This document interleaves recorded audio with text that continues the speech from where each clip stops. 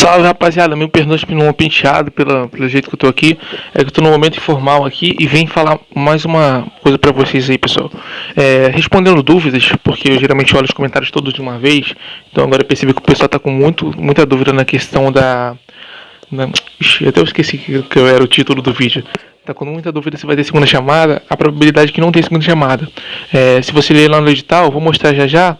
Você vai ver que pessoas que ficarem fora lá do número de bolsas vão ser reprovadas imediatamente. Então a gente provavelmente não vai ter segunda chamada nesse de espera, quase certeza. Eu vou te mostrar aí, pessoal. Você que não conhece o edital, é só você pesquisar na internet lá, ó.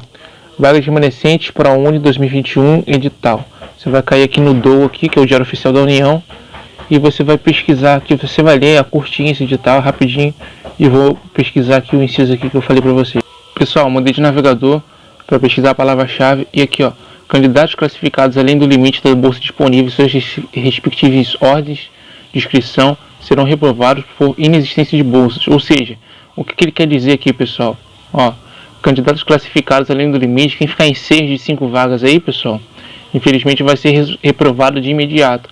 Essa daí é a interpretação mais concisa que nós estamos tendo aí para essa cláusula aí do edital, beleza, pessoal?